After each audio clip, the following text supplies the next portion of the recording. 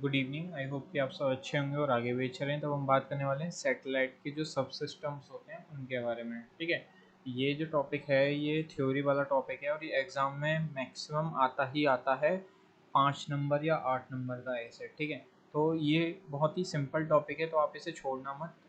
और मतलब ये समझ लो कि आपके नंबर जो हैं 5 नंबर फ्री के हैं। ठीक है, सो बेसिकली इसमें है क्या, इसमें 9 पॉइंट हैं सैटेलाइट सब सिस्टम। तो असल में होता क्या है, इसका मतलब ये होता है कि एक्चुअल में जो आपका एक सैटेलाइट होता है उसके अंदर सबसे ज़्यादा इम्पॉर्टेंट क्या क्या चीज़ें होती हैं, तो उसको मेनली 9 पार्ट्स में डिवाइड किया हुआ है। तो वो जो 9 पार्ट हैं वो मैं आपको समझाता हूँ, फिर आपको क्या है कि इसकी बस एक थ्योरी बनानी है खुद और उसको एग्ज़ाम में लिख देना है। ठीक है, फ्री के नंबर होते हैं एक तरह से। तो जो सबसे पहला पार्ट होता है वो होता है आपका कम्युनिकेशन सब सिस्टम। ठीक, जो इसके एक्सप्लेन करने वाला है मैं आपका अभी आगे एक्सप्लेन कर दूंगा, अभी पहले नाम बता देता हूँ। ठीक है, तो सबसे पहले आपका कम्युनिकेशन सब सिस्टम, उसके बाद में पावर सब सिस्टम, फिर attitude and orbit control subsystem, thermal control subsystem, उसके बाद में आपका propulsion, command and data handling, tracking telemetry and command TTNC, structure and mechanical subsystem, payload subsystem. आधे से ज़्यादा तो आपको इनके नाम से ही समझ में आ गए होंगे, बट फिर भी मैं आपको डिटेल में बता देता हूँ कि क्या होता है। ठीक है, तो सबसे पहले आता है आपका कम्युनिकेशन सब सिस्टम। इसका फंक्शन क्या होता है, इसका जो कोर फंक्शन होता है वो होता है आपका सिग्नल ट्रांसमिशन, और जो आपका रिसेप्शन होता है उसको हैंडल करना। मीन्स सैटेलाइट को अर्थ से कनेक्टेड रखना है। सैटेलाइट अर्थ को सेंड करेगा सिग्नल और अर्थ सैटेलाइट को सेंड करेगा। तो इसमें क्या है, ये आपका कम्युनिकेशन सब सिस्टम जो सैटेलाइट में लगा होता है वो काम करता है। ठीक है, अब इसके जो मेन कंपोनेंट होते हैं वो क्या क्या होते हैं, सबसे पहले आपका आता है एंटीना। ठीक है, रिसीवर और ट्रांसमिशन दोनों के लिए ही आपको एंटीना की ज़रूरत पड़ेगी। ठीक, एंटीना आपके सैटेलाइट में भी लगे होते हैं, एंटीना आपके अर्थ पे भी होते हैं, जिससे कि सैटेलाइट और अर्थ जो स्टेशन है वो आपस में कनेक्टेड रहता है। दूसरे नंबर पे होता है आपका ट्रांसपोंडर। ट्रांसपोंडर के ऊपर मैं एक सेपरेट वीडियो बनाऊंगा और शॉर्ट में आपको अभी बता देता हूँ क्या होता है। सो बेसिकली ट्रांसपोंडर होता है वो सबसे पहले सिग्नल को रिसीव करता है, उसको एम्पलीफाई करता है, एक स्पेसिफिक फ्रिक्वेंसी में कन्वर्ट करता है और वापस से उसे सेंड कर देता है। तो ये आपका एक सैटेलाइट का एक सब सिस्टम है जो कि बहुत इंपॉर्टेंट होता है। ठीक है, बहुत सिंपल है। जो सिग्नल है रिसीव करेगा, एम्पलीफाई करेगा, कन्वर्ट करेगा उसकी फ्रिक्वेंसी और वापस से सेंड कर देगा। इसके बाद में आता है आपका लो नॉइस एम्पलीफायर, एल। ये एल जो है ये आपका एक इम्पॉर्टेंट टॉपिक है पीसीबी पॉइंट ऑफ व्यू से भी। मतलब जो लाइक चलो उस पॉइंट को छोड़ते हैं अभी। तो जो आपका ये लो नॉइस एम्पलीफायर जो होता है उसका काम क्या होता है, ये आपके जो वीक इनकमिंग सिग्नल्स होते हैं, मतलब जैसे अर्थ जो है बहुत ज़्यादा डिस्टेंस पे है सैटेलाइट से, तो जो अर्थ ने सिग्नल को ट्रांसमिट करा अर्थ स्टेशन ने, वो क्या होता है सैटेलाइट तक पहुँचते पहुँचते बहुत ज़्यादा वीक हो जाता है, उसमें बहुत सारा नॉइस भी ऐड हो जाता है। तो एल क्या करता है, उस सिग्नल को, वीक सिग्नल को बूस्ट कर देता है और जो उसकी नॉइस है वो हमेशा मिनिमम रहती है। मीन्स मतलब सिग्नल को तो उसने बूस्ट कर ही दिया और जो नॉइस है वो भी नहीं मतलब इंक्रीज हुई। ठीक है, इसके बाद में आपके पावर एम्पलीफायर, जब सैटेलाइट से हम सिग्नल को वापस अर्थ की ओर ट्रांसमिट करते हैं तो हम पावर एम्पलीफायर्स का यूज़ करते हैं ताकि ये सिग्नल जो है वो काफ़ी ज़्यादा दूरी तक जा सके। ठीक है, और मतलब स्ट्रेंथन आउटगोइंग सिग्नल्स, बस इतना ही है इसमें। दूसरा आपका सब सिस्टम आता है पावर सब सिस्टम। इसके नाम से ही पता लगता है सैटेलाइट के अंदर जितना भी पावर मैनेजमेंट का काम है वो ये पूरा सब सिस्टम करता है। ठीक है, सप्लाई करता है, मैनेज करता है इलेक्ट्रिकल पावर को। इसके अंदर जो कंपोनेंट है वो है आपका सोलर पैनल। ठीक है, सोलर पैनल क्या होता है कि ये आपके सन से जो मतलब लाइट है, सनलाइट है, उससे पावर को जनरेट करते हैं और बैटरीज को चार्ज करते हैं। दूसरा पॉइंट है आपका बैटरीज, एनर्जी को स्टोर करने के लिए। ठीक है, तीसरा पॉइंट है आपका इसमें, हाँ ये इलिप्स पीरियड भी आ रहा है, मतलब लेट सपोज आपका एक सैटेलाइट है, वो अर्थ के सब तरफ घूम रहा है। ठीक है, तो क्या होगा कि एक पॉइंट ऐसा भी आएगा कि वो अर्थ के पीछे चला जाएगा सैटेलाइट, और उसके ऊपर क्या होगा, सन की रेज नहीं पड़ेंगी सैटेलाइट के ऊपर, तो वो आखिर पावर कहाँ से लाएगा। तो उसके लिए हम क्या करते हैं, सैटेलाइट में बैटरीज लगाते हैं जिससे कि वो बैटरी चार्ज हो जाए, और जब सोलर पैनल पे सनलाइट ना पड़ रही हो तो वो बैटरीज जो हैं वो सारे सब सिस्टम्स को पावर देते हैं। ठीक है, इसके बाद में आता है आपका power and control unit, PSU, जो आपका मेनली होता है, या पीसीयू भी होता है। ठीक है, तो ये क्या होता है, आपका जो पावर डिस्ट्रीब्यूशन है उसको मैनेज करता है, जो वोल्टेज लेवल है उसको भी मैनेज करता है। ठीक, इसके बाद में आता है आपका एटीट्यूड एंड ऑर्बिट कंट्रोल, जो कि होता है आपका AOCS। सेपरेट वीडियो में बना चुका हूँ, बहुत इंपॉर्टेंट टॉपिक है ये। वीडियो अलग मैंने इसलिए बनाया क्योंकि इंपॉर्टेंट बहुत है, ठीक है। तो आप इस पॉइंट को एक बार अलग से और देख लेना, ठीक है। तो जो एटीट्यूड एंड ऑर्बिट कंट्रोल होता है, एटीट्यूड का मतलब होता है कि हमारा सैटेलाइट का जो फेस है वो किस डायरेक्शन में होना चाहिए, ठीक है। और जो ऑर्बिट है वो हम उसमें ये डिसाइड करते हैं कि जो हमारा ऑर्बिट है वो कितना बड़ा, छोटा या कितना इंक्लिनेशन पे होना चाहिए, ठीक है। तो इसका सेपरेट वीडियो एक बार देख जरूर लेना, ठीक है। तो सैटेलाइट का जो ओरिएंटेशन है और जो ऑर्बिट है उसको कंट्रोल करना इसका मेन फंक्शन है AOCS का। इसके कंपोनेंट क्या होते हैं, सेंसर होते हैं। सेंसर क्या करते हैं, सेंसर सबसे पहले जो सैटेलाइट का डाटा है वो कलेक्ट करते हैं कि एक्चुअल में सैटेलाइट का फेस किस डायरेक्शन में है, सोलर पैनल किस डायरेक्शन में है, या फिर सैटेलाइट की जो ऑर्बिट है वो क्या है, या फिर कोई एक स्पेसिफिक स्टार है वो कितने डिग्री पर है सैटेलाइट से, जायरोस्कोप का जो डेटा है वो क्या है, सन सेंसर्स मतलब सन किस डायरेक्शन में।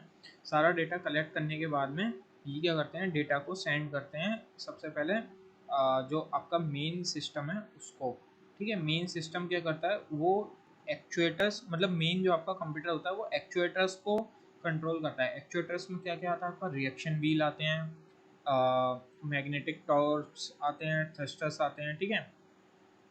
अब जो आपके रिएक्शन व्हील होते हैं, रिएक्शन व्हील में क्या होता है आपका एक्स वाई और जेड एक्सेस पे तीनों पे एक एक व्हील लगा हुआ होता है जो कि आपकी डायरेक्शन को कंट्रोल करता है, बहुत मतलब फाइन ट्यून करता है वो डायरेक्शन को, ठीक है। इसके बाद में आपका आता है सॉफ्टवेयर। सॉफ्टवेयर में तो आप जानते ही हैं कि मीन्स जो भी कैलकुलेशन, मैथमेटिकल कैलकुलेशन होती है वो करता है, ठीक है। और फिर इसके बाद में आता है आपका thermal control subsystem. Thermal control सब सिस्टम के अंदर आता है आपका जो आपका टेम्परेचर से रिलेटेड जितनी भी चीज़ें हैं, जो हमारे एक सैटेलाइट स्पेस में ट्रैवल कर रहा है किसी एक ऑर्बिट में, तो एक पॉइंट ऐसा आएगा कि वो सन के काफ़ी ज़्यादा पास आ जाएगा, और एक पॉइंट ऐसा आएगा कि वो सन से बहुत ज़्यादा दूर चला जाएगा।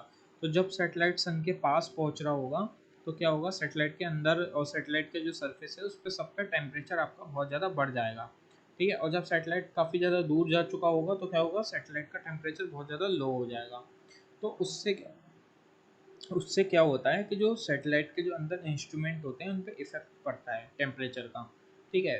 क्योंकि हर एक जो आपका कंपोनेंट होता है, जो इलेक्ट्रिकल कंपोनेंट होता है वो डिफरेंट टेम्परेचर पर डिफरेंट डिफरेंट तरीके से आपका वर्क करता है।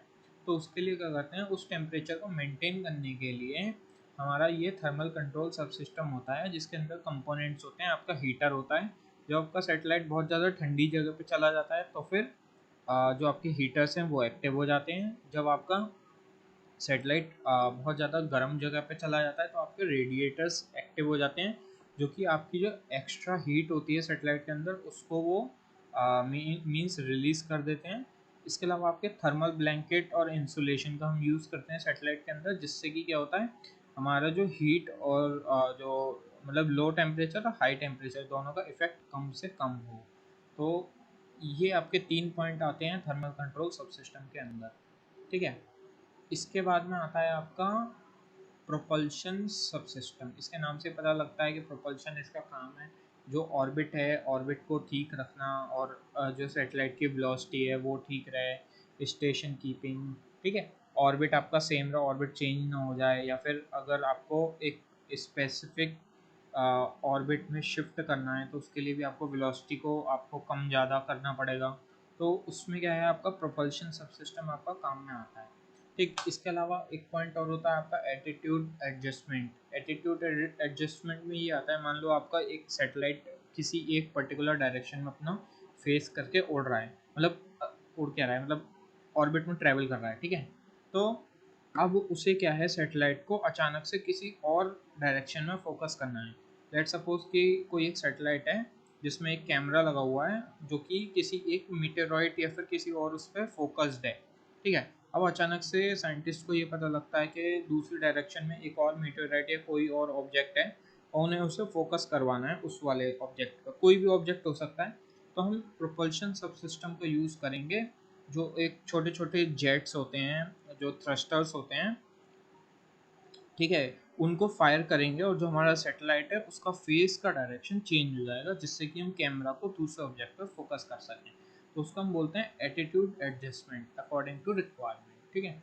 तो अब इसके जो टाइप होते हैं वो होते हैं आपका केमिकल प्रोपल्शन और इलेक्ट्रिक प्रोपल्शन।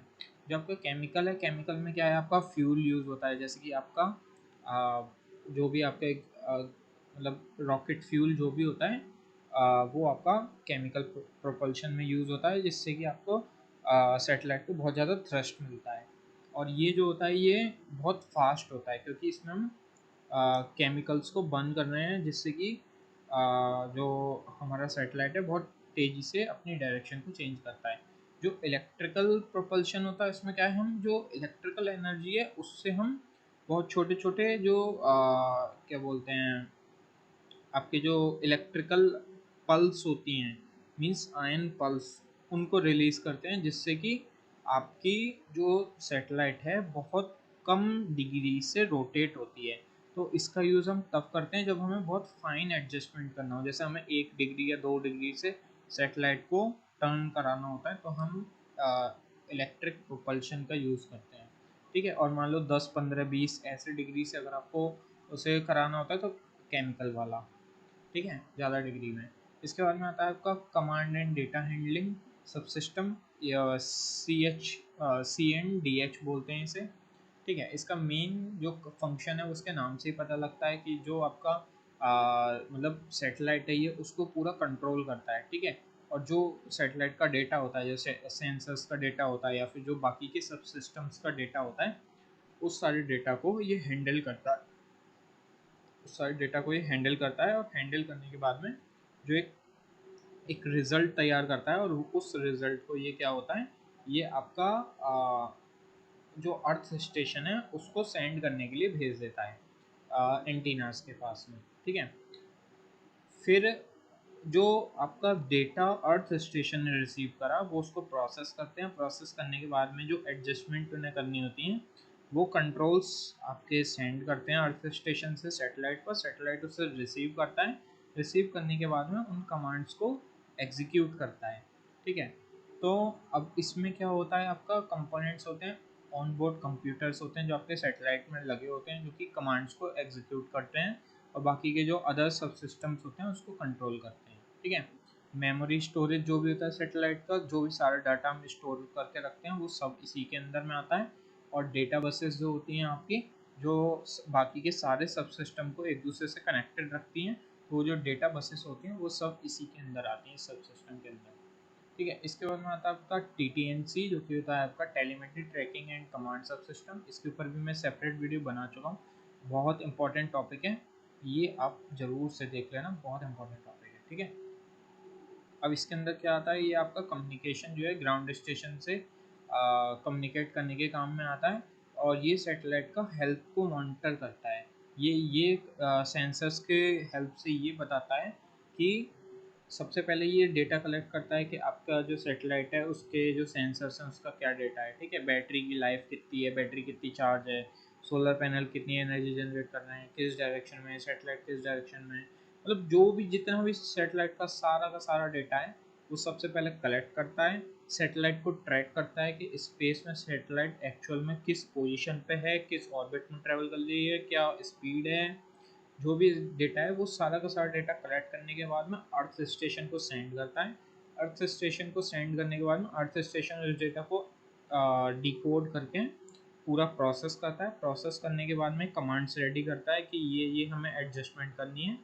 फिर वो इस डेटा को ट्रांसमिट करता है अर्थ स्टेशन, और अर्थ स्टेशन ट्रांसमिट करने के बाद में उन कमांड्स को सैटेलाइट तक सेंड कर देता है, मतलब ट्रांसमिट कर दिया, सैटेलाइट ने उन कमांड्स को रिसीव करा, वो डिकोड करेगा, डिकोड करने के बाद में उन कमांड्स को एग्जीक्यूट करेगा। तो ये सारा जो चीज़ है वो TTNC में आता है, और डिटेल में समझने के लिए आप इसकी सेपरेट वीडियो को देख लेना। इसके 3 पार्ट होते हैं, टेलीमेट्री, कमांड रिसीवर और ट्रैकिंग सब सिस्टम। टेलीमेट्री का जो हेल्थ रिपोर्ट बनाता है, और जो आपका कमांड रिसीवर होता है वो अर्थ से कमांड को रिसीव करता है, और जो आपका ट्रैकिंग सब सिस्टम है वो लोकेशन को ट्रैक करता है सैटेलाइट की, ठीक है। इसके बाद में आपका आता है स्ट्रक्चर एंड मैकेनिकल सब सिस्टम। अब इसमें क्या होता है कि सैटेलाइट जो है, सैटेलाइट को एक फिजिकल सपोर्ट भी तो चाहिए ना इन सारे सब सिस्टम्स को मेंटेन रखने के लिए, मतलब आपको बैटरी रखने के लिए एक जगह चाहिए, आपको सोलर पैनल फोल्ड करके रखने के लिए एक जगह चाहिए, आपको थर्मल ब्लैंकेट्स के लिए जगह चाहिए, या फिर आपको बाकी के जो कंट्रोल सिस्टम है, जो आपके CPU हैं, PSU है, PCU हैं, इन सबको रखने के लिए भी तो जगह चाहिए ना अलग अलग। तो जो भी मैकेनिकल स्ट्रक्चर जो भी होता है वो सब इसके अंदर में आता है, ठीक है। ये पूरे सारे सब सिस्टम्स को एक फिजिकल सपोर्ट देता है और एक तरह से एक स्ट्रक्चर का काम करता है, एक हाउस का काम करता है उन सारे सब सिस्टम को कंटेन करने के लिए, ठीक है। अब इसके अंदर आपके दो पार्ट होते हैं, एक होता है मेन बॉडी या फ्रेम जो कि पेलोड को और बाकी कंपोनेंट्स को होल्ड करता है, और दूसरा होता है डिप्लॉयबल मैकेनिज्म। जैसे कि आपके सोलर पैनल है, सोलर पैनल को ये डिप्लॉय करता है। जब हम सैटेलाइट को सेंड करते हैं तो जो सोलर पैनल होते हैं वो डिप्लॉय थोड़ी होते हैं, वो तो फोल्ड करके हम सेंड करते हैं, ठीक है। तो स्पेस में जाने के बाद में उन्हें डिप्लॉय करके पूरा एक बड़े एरिया को कवर भी तो करना है ना, मतलब फैलाना भी तो है। तो उसके लिए हम डिप्लॉयबल मैकेनिज्म है उसका यूज़ करते हैं, जो कि सोलर एरेज या फिर एंटीनाज बूम इन सबको डिप्लॉय करता है, या फिर आ, किसी भी मतलब टाइम पर अगर हमें उन्हें वापस से फोल्ड करना होता है तो फोल्ड करके भी अपने अंदर कंटेन करता है, ठीक है। तो ये स्ट्रक्चर एंड मैकेनिज्म जो आपका होता है वो सब कुछ इसके अंदर आता है, इस सब सिस्टम के अंदर, ठीक है। इसके बाद में आता है आपका पेलोड सब सिस्टम। पेलोड सब सिस्टम का आपका काम ये होता है कि ये डिसाइड करता है कि एक्चुअल में सैटेलाइट आपका करेगा क्या। मतलब अगर आपका लेट सपोज एक कम्युनिकेशन सैटेलाइट है, तो कम्युनिकेशन सैटेलाइट के अंदर जो आपका पेलोड होगा वो ट्रांसपोंडर होगा। इसी तरह से अगर आपका कोई एक सैटेलाइट है जो कि सन या किसी और की स्टडी करने के लिए हमने सेंड करा है, तो उसके अंदर जो सेंसर्स होंगे और जो कैमराज होंगे वो आपका मेन पेलोड होगा। तो जो जो भी स्पेसिफिक मिशन के लिए जो भी हम सबसे इम्पोर्टेंट चीज़ सैटेलाइट के अंदर लगाते हैं वो आपका पेलोड होता है, ठीक है। एक तरह से इसे हम सैटेलाइट का ब्रेन भी बोलते हैं। तो आई होप कि आपको ये थोड़ा बहुत समझ में आया होगा। प्लीज़ चैनल को सब्सक्राइब कर देना। Thank you.